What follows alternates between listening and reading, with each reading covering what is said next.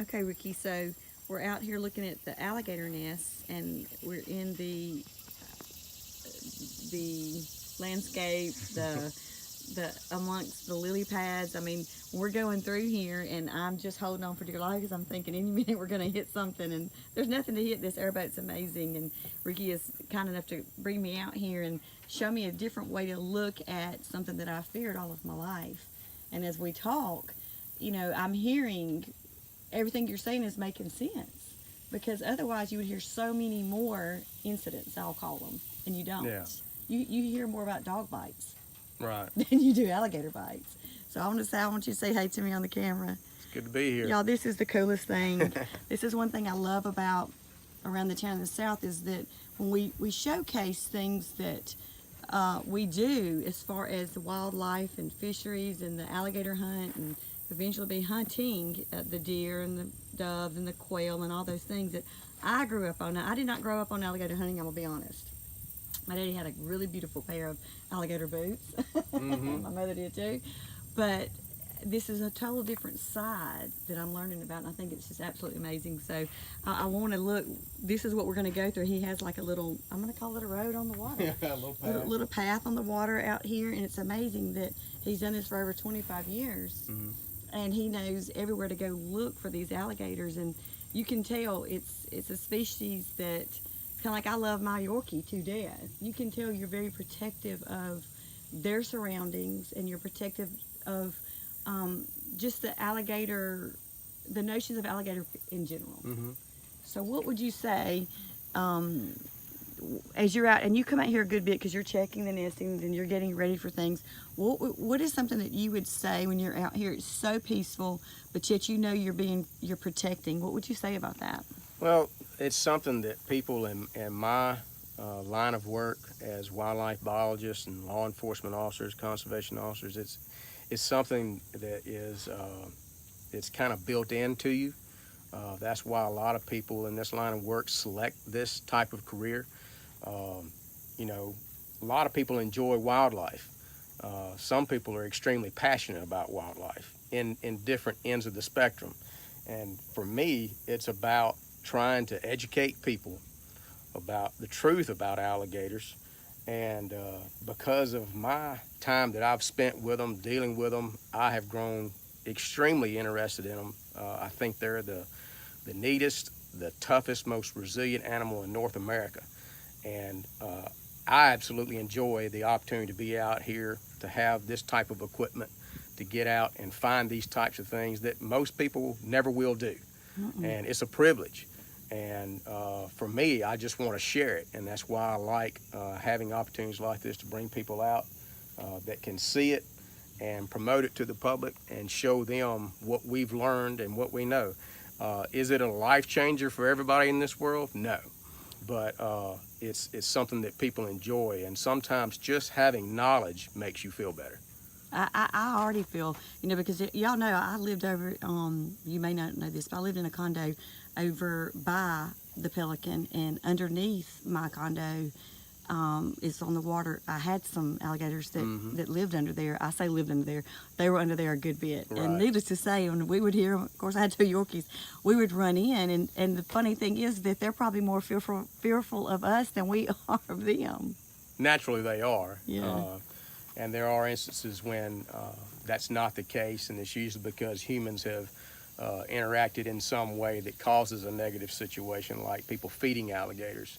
And it's against the law for obvious reasons, and we deal with that on a regular basis all across this state. We deal with it. State agencies deal with it all over the country where alligators exist.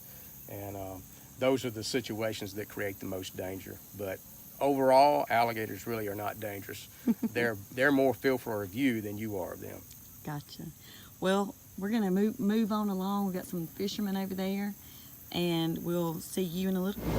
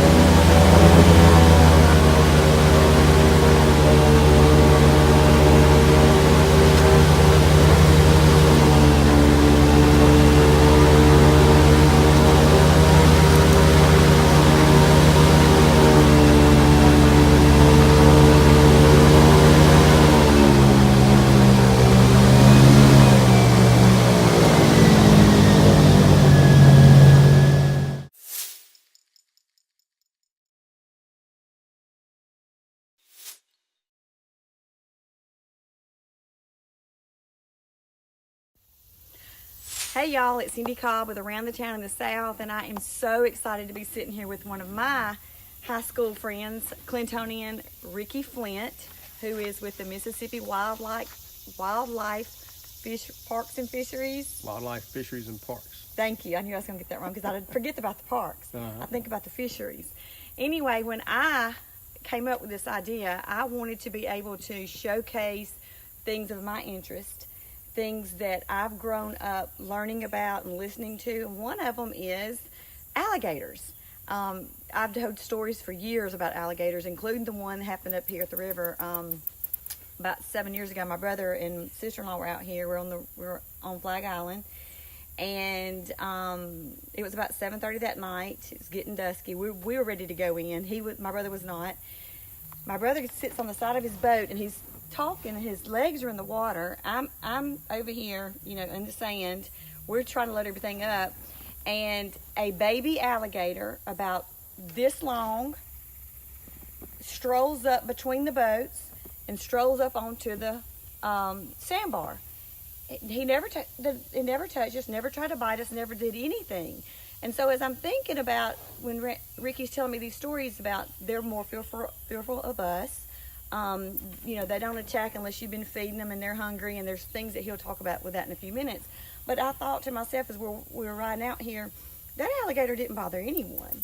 And it was a baby, but I knew that mama was probably somewhere around, so we didn't go near it. We got our stuff and got in that boat and got home because this is their territory, in my opinion. This is their domain. And when you go in somebody else's domain, you put yourself in their territory.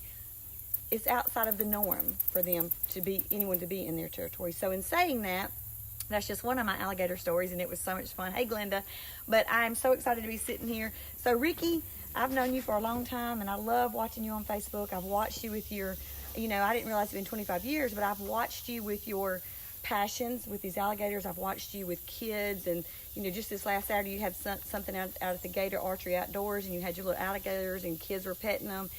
The fascination, there has to be some kind of story behind the fascination with alligators. So let's just lead into that. Well, you and I came up around the same era back in the 70s. And if you remember, there was a program that used to come on Saturday nights called Mutual of Omaha's Wild Kingdom. Yes. All right. That was a show that as a kid, I made sure that we were home so Ricky and his big brother Greg could watch Mutual of Omaha's Wild Kingdom. And it may sound funny, it may sound silly, but as a kid, I was extremely interested in what I was seeing going on in that program with Marlon Perkins and Jim going out and dealing with all these wildlife, all across the world, and some of it very dangerous situations. And I was very interested in that, and that was something that captivated me as a kid. And as I grew older and got into high school and stuff, when you're in high school and you become a junior and then a senior, people are pushing you about, what are you going to do when you graduate from high school? Are you going to college? Well, I can be honest, I really didn't have those aspirations yet. I wasn't thinking. Of course, back then it was more about having fun. Yes, of course. And we had fun. But as I got in my senior year, I started trying to think about college and what would I want to do. And I started researching some things, and then I realized, there's a field out there that people study dealing with wildlife, and wildlife biologists and forestry. I always had an interest in everything that had to do with the woods and the outdoors as a kid. My mom and dad took us camping from the time I was 6 weeks old.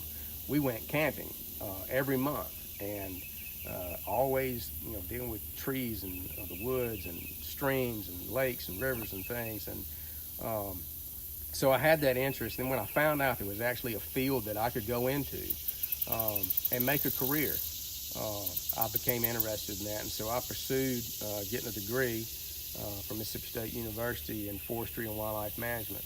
And State. Hell State.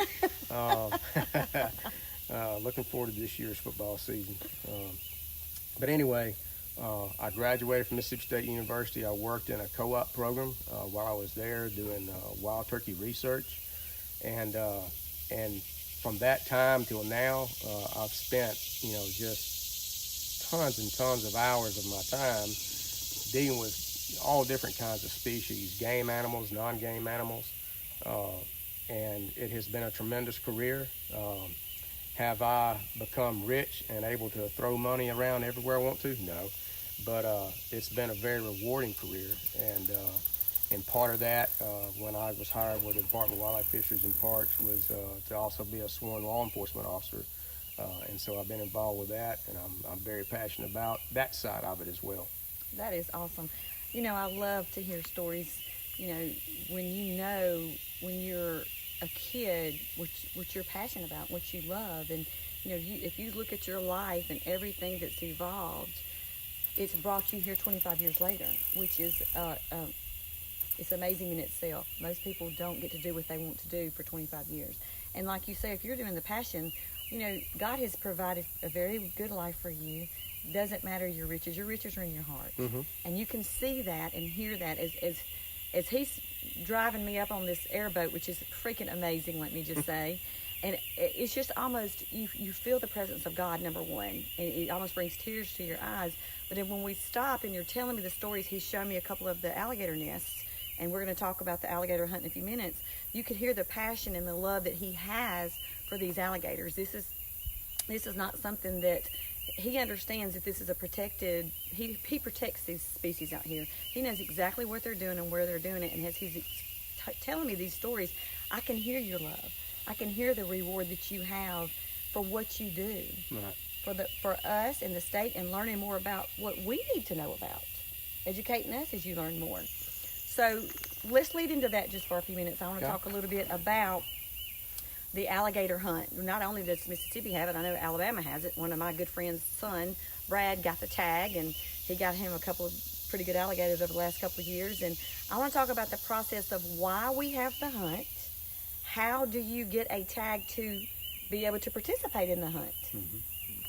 Well, you kind of have to start back with a lot of the history about alligators. Most people think of alligators as an endangered species, which alligators were indeed on the endangered species list. They were put on the endangered species list in 1967. And the problem that existed there was, when we got into the early 1900s, 1930s, 40s, and 50s, there were very few laws and regulations to protect wildlife. And as a result, some species were hunted to near extirpation. And alligators were one of those, and because alligator hides became very demanding in the commercial markets, alligators were hunted to the point that they were endangered of existing any longer. And so they were put on that endangered species list in 1967, all across this range, which they only exist in the southeastern United States. And after about 20 years, with that protection, most of the alligator populations across the southeast were able to rebound, and they were taken off the endangered species list in 1987, not long after we graduated from high school. And so that afforded some states that wished to pursue alligator hunting seasons very limited and very regulated. Mississippi, we did not enter into the public alligator hunting until 2005. Like you say, I've been working with the agency for 25 years. I've worked on wildlife management areas since I first started in 1993. And in 2003, I was afforded the opportunity to move into the alligator program. There was a position that had been vacant for about 2.5 years. And I was living in Columbus at the time as an associate biologist with this agency, and was offered the opportunity to take that position in 2003, and I did. And I can honestly say that it is probably the best move I've ever made. I've never enjoyed working with a species more than I do alligators. And one of the first things I was charged with after I got my feet on the ground was to try and develop an alligator hunting season for the state of Mississippi. And I started doing that. I started researching, looking at what other states were doing, particularly Louisiana and Florida, which are the two main states where the majority of alligators are found. And looking at the way their system was set up, I knew it wasn't a good fit for Mississippi. And so I was trying to think of ideas, and I kind of had some ideas, but hadn't really put it all together yet. And another part of my job is working with fur bearers. Fur bearers are those animals that are caught for their fur, animals that we trap and go into the fur market. And so I deal with those as well. And I was going to a regional meeting that was being held in Louisiana in 2004. And it just so happened that the guy who developed Georgia's alligator hunting season was there, and he gave a presentation that week and about Georgia's first alligator hunting season in 2003. And as I watched his presentation, I said, this is it. He kind of bridged me over the gap to what I thought was a good fit for Mississippi. And, you know, as wildlife biologists, a lot of people think that all we do is work right here where we're located. And just like in the private world, in the private sector, people network with people all over in their line of work and all around the country, and they learn things. And so we as biologists, most occasionally, around every year or so, get together at different conferences and things and learn these types of things. We get presentations about what other states are doing and the most recent research on different species and things that are learned. And so I was able to benefit from that, from what Georgia had done. And I got to sit down and talk with him, and then I came back and basically put a proposal together in early 2005, presented it to our commission, to our director, and it was approved for our first alligator hunting season right here on the Pearl River. Oh, wow. In 2005. We opened up a 13-mile stretch of the river, kind of as a pilot hunting season, just to put it out there and test the waters and see how it would go. Long story short, we started out with 50 permits the first year in 2005. It has now grown to 930 permits that we offer, and it's statewide on public waters. And so what we did from 2005 to basically 2013, every year we kind of assessed what had happened during the previous year's hunting season and made some adjustments and changes along the way. We do a very limited draw hunt, and I guess I should probably talk a little bit about that. People wonder why we don't just have an open hunting season. Why can't you just go buy a license and everybody go kill an alligator like you do a deer or a rabbit or a squirrel and turkey and things like that? And it is because alligators are still protected under the U.S. Fish and Wildlife Service Endangered Species Act. Even though they're not endangered, they have a very close resemblance to other crocodilians across the world that are endangered. And because these commercial products make it to ports to be imported, exported in and out of countries, in order for them to be identified as to exactly what species that hide is, right. That it came from a state or there's an actual species that is not endangered anymore. Because of that, there's still federal regulations, even international regulations, about harvest of these alligators. And so we have to account for every alligator that is harvested that has potential to enter into the international market. And that way, we must have 100% reporting. We must have 100% tagging available for every one of those animals. Must be tagged so that if it does enter into the commercial market, when it gets there to a port, it can be identified as an American alligator that was legally harvested. Oh, wow. There's a lot of black market interest out there that are affecting wildlife all across this world. And some people ask, well, why don't you offer more permits? Alligator biology is so much different than your typical mammal. for instance, a deer is born this summer, a year from now, that about 30% of those deer that are born this summer, the does, potentially could become pregnant and introduce more animals back into the population.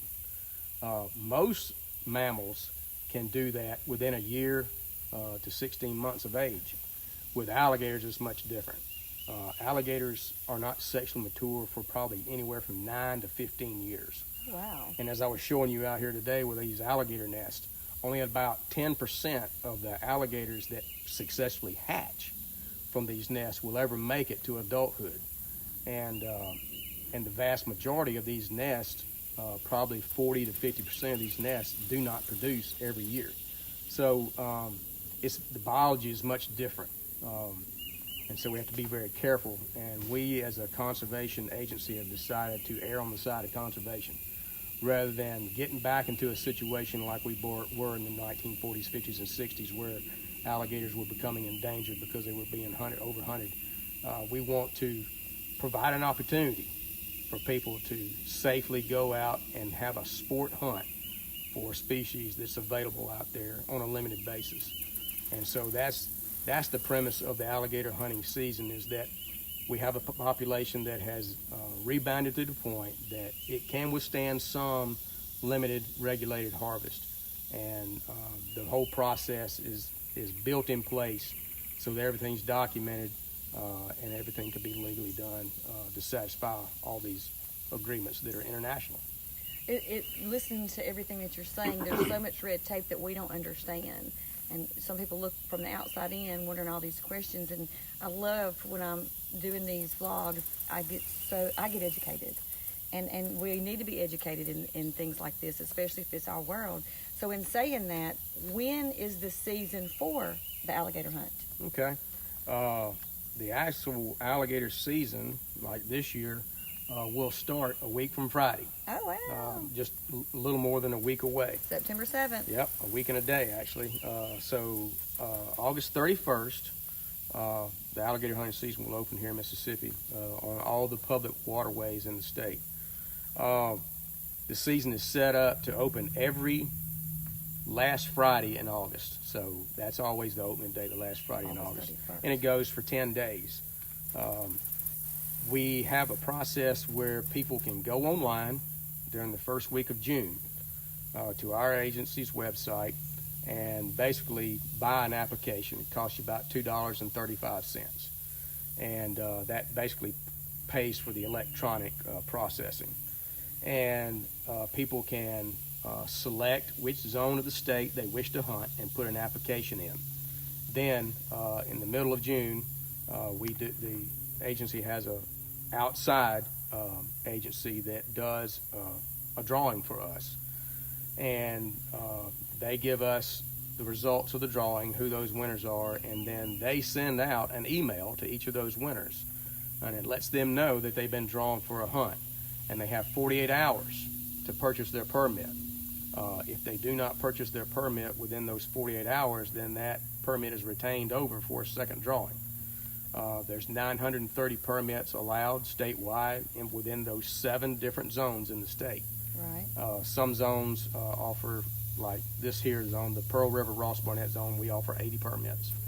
We have some other zones that offers as much as 180. Wow. And so after 48 hours, every permit that was not drawn goes back into another opportunity for another drawing, and then we'll draw again, and then they get an email, and they also have 48 hours to buy those permits. But it winds up, we sell like 99% of all the permits. Yeah, of course. And which is very good.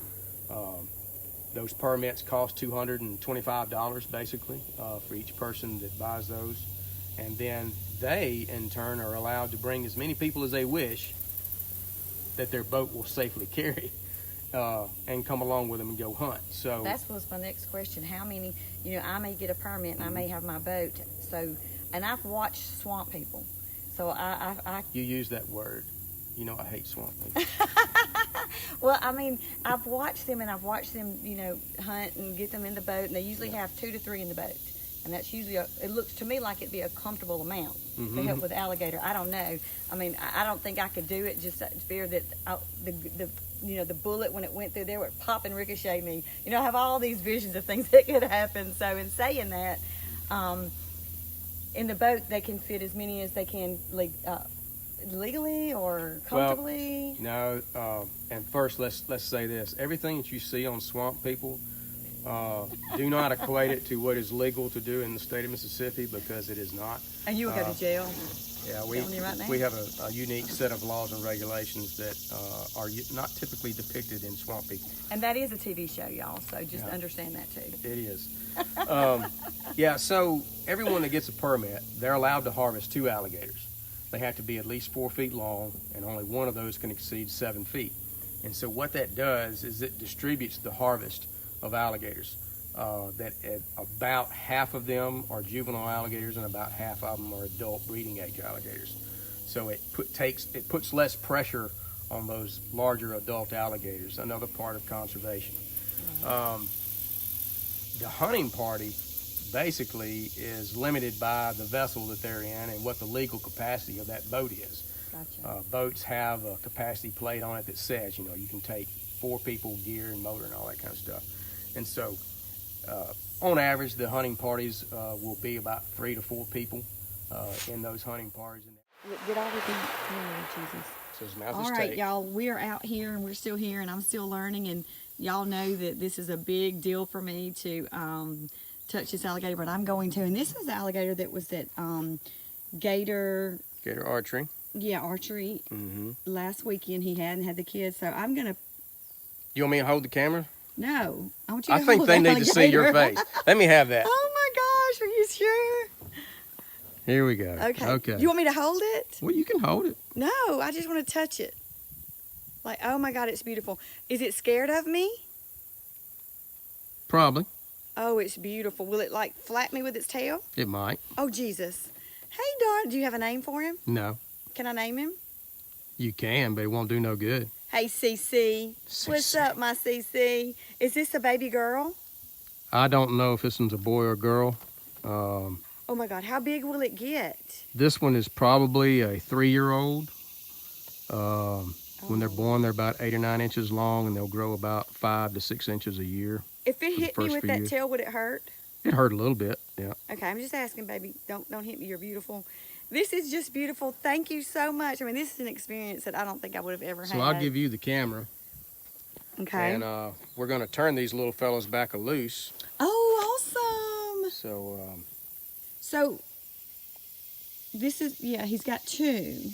Okay, CC. I got to find the end of my tape. There it is. I hope you have a wonderful life, CC.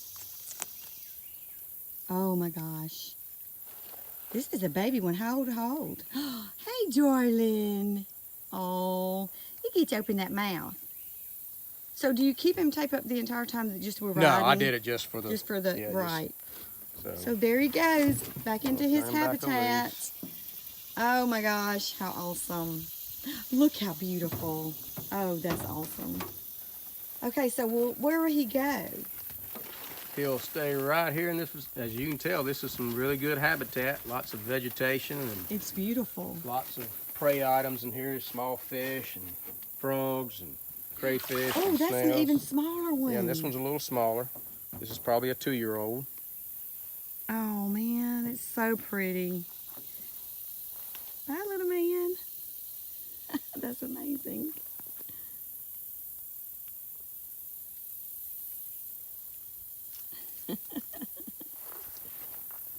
Oh wow.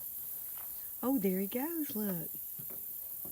So how old is it then when you can tell what they are, male or female? If I had a probe, I could probably get in here and see, but you got to do an internal examination through the cloaca. Mm-hmm. That's where the sexual organs are. Mm-hmm.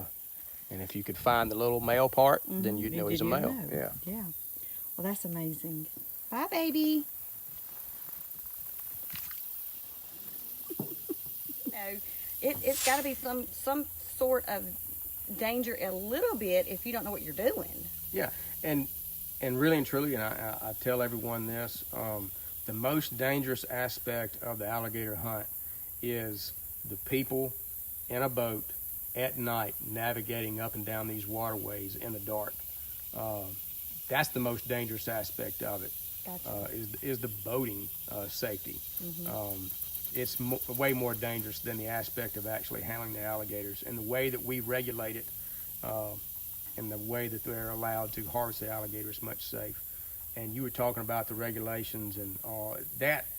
That really has been one of the most challenging things that any wildlife agency has to deal with is when you come up with these regulations. Not only does it have to be something that is effective to protect the species that you're trying to hunt, it also has to be practical and enforceable. And that's one thing that I have prided myself on with developing our hunting season, is that the regulations that are there, every regulation that is in place has a purpose.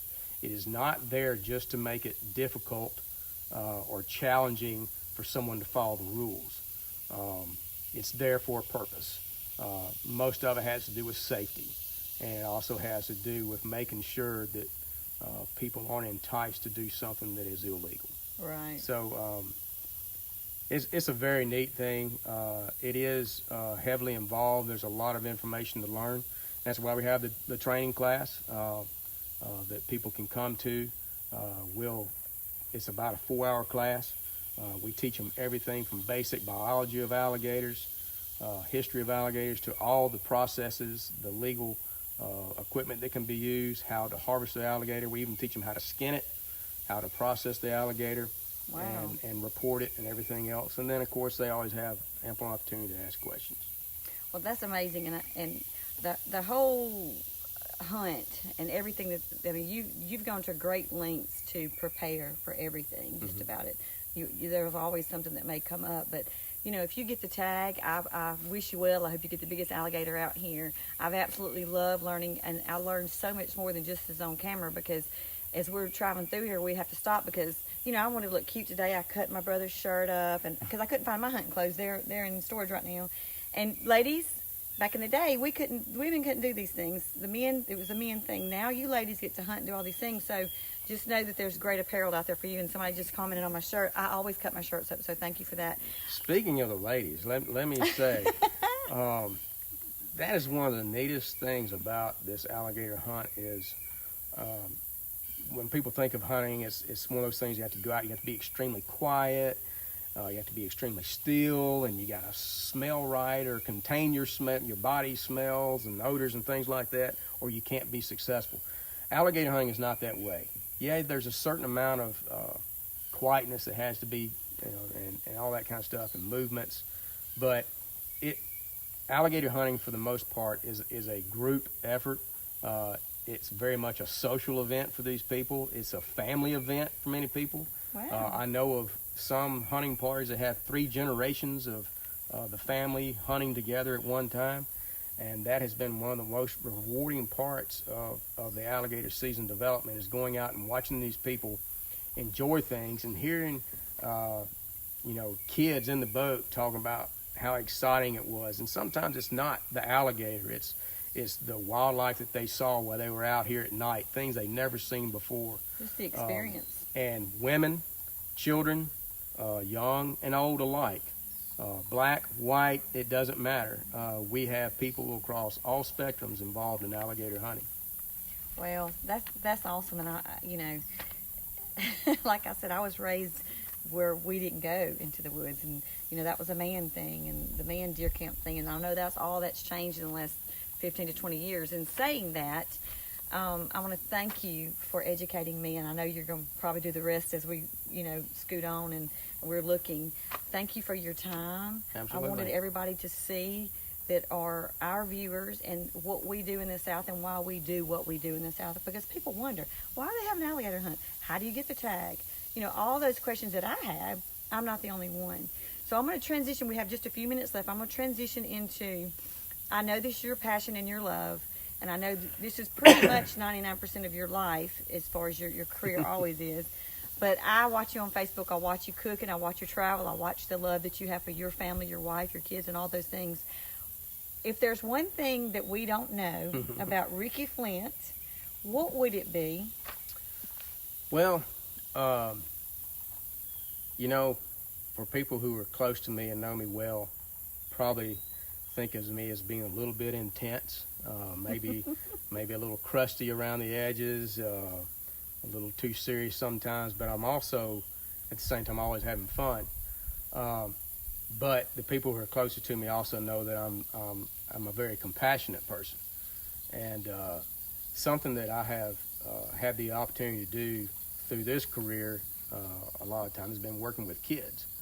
And years ago, there was a organization developed by a man in Brookhaven, Mississippi, who created a foundation called Catch a Dream Foundation. And Catch a Dream Foundation was developed to provide opportunities for kids who have life-threatening diseases to go out on hunting and fishing adventures anywhere in the country, anywhere in North America for that standpoint. And Catch a Dream takes those kids. They have a request for whatever it is that they desire to do, whether it's coming alligator hunting, going and catching a fish, going on a bear hunt, hunting elk, you name it. And Catch a Dream makes it happen. And I got involved with them, some through the agency. We've taken 4 or 5 kids out since 2004, kids that wanted to go out and catch an alligator. Now, we didn't take them hunting. We didn't kill an alligator, but we did take them out and let them catch an alligator kind of the same way our hunters are allowed to do.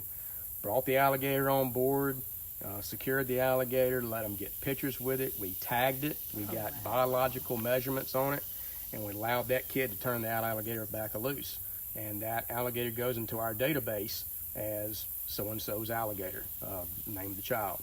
And so that's been very fun. And in the last 2 years, I went out on my own and got certified as a host with Catch a Dream, and that's something I do on my own in my spare time. I actually use vacation time to go out and help take these kids on these adventures. And I've been able to go now and host a couple of trips. And for me, it has been very enlightening. In fact, the last kid that I took out was a young boy who had muscular dystrophy from New Jersey. And we took him to Texas on a redfish trip. And something that was just so enlightening for me is how much we, particularly here in Mississippi, take for granted in the things that we have available to us, especially in the wildlife and in nature. And that came to realization for me as I picked them up from the airport and we were driving to our location where we're going to go fish.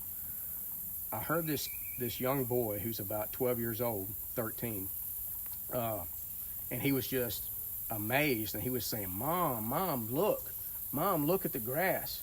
And Mom, look, there's a Chick-fil-A, and they have a parking lot. And I'm listening to this, and it took me a minute to realize, here's a kid who has grown up in a metropolitan area all his life. And it was amazing to him just to see a fast food restaurant that had a parking lot.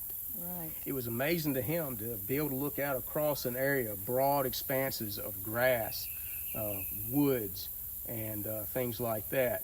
And for him, it was a brand new adventure, something he'd never seen before. That's something I see every day. Mm-hmm. It's something all of us see every day that live in areas like this, and we take it for granted. And we were able to take him out and successfully catch some fish of a lifetime for him, and make some, lifetime dream adventures for him. And so that's very rewarding for me to be able to work with those kids, and it helps me to not take for granted this opportunity just like today to get out here and be in the outdoors. Just kind of keeps you grounded. I love that. That I love that every time I've talked with someone, they have a passion to help others and to impact their life in a way that nobody else could. Yeah. So is there a website that I can pop on this? Okay. Yeah, Catch a Dream Foundation. I can't recite what the website is. We'll put it on the description so you'll find it. So we're going to wrap this up. I want to thank Ricky so much. This has been awesome to learn about the alligator hunt. We will be back with him, seasonal things that come up. We love having Ricky on here. You know so much about this wildlife stuff. that who else would I get as far as the alligators and the fish and all that. So we want to thank you for tuning in. And listen, we could not do this without our sponsors of this blog, which they are Burgers and Blues, Ridgeland, Mississippi. Contact Stephen Soller if you want to come out here and, you know, have a little picnic out here in this areas out here. There's picnic areas all on the trace. He will come out and cook for you and your family. Their food is amazing. Stop in and tell them we said hello. We love Stephen. Also, Village Boutique. They're having their anniversary sale coming up tomorrow. And why would I bring Village Boutique in as a sponsor? Because let me tell you something, ladies. She has some of the cutest camouflage stuff coming in. And camouflage is now used to, the women would never dare wear that stuff. And now it's so cute. There's all kinds of things on it, Mississippi State and things like that. So check them out. They're in Madison, Mississippi on the main street. And also, our sponsor is Gator Archery Outdoors. They're located 105 Lexington Drive, Suite C in Madison, Mississippi. Their number is 790-7110. I asked Ricky, I said, Ricky, I need a shirt. Do you have a shirt? And of course, now I'm going to tell you something. This is the cutest shirts I've ever seen as far as, you know, Mississippi State Maroon. I mean, is that, and that had to be part of it. Now I'm going to tell you, ladies, look at the back how cute this is. Well, we want to thank Gator Archery and Outdoors for sponsoring us. Now, what I would do is I'd cut this shirt up like I have this one. You got to have a little style to it. Yeah. You want to be a little bit different. Add a little personal touch to it. Thank you so much, Ricky. You have no idea how much I appreciate this. We will be back with Ricky soon, and we'll see you around the town. All right, hey, y'all, it's Cindy with Around the Town again, and I just wanted to thank Ricky for taking me on this amazing adventure. I mean, just to be out here on this water, it's just so peaceful and so surreal, and just talk about why we have what we have. And I wanted for you to understand why. I don't know if you heard that in the beginning, but you know, when people say alligator hunt, why alligator hunt? Well, when I was listening to Ricky's story, and if you watched this before, you'll know there's a reason why. Is because you have to regulate people, or they would be hunting out here all the time. So I love that we have this organization that cares about our wildlife and that cares about, you know, making everyone safe. And so I have had a blast on this boat. I will be back. I cannot wait. So Ricky, is there anything else you want to say? Just everybody be safe. If you ever have any questions, you can call us at our office at 601-432-2400 and ask for me specifically. If it has to do with alligator hunting, we'll be glad to help you. All right. We'll see y'all around the town.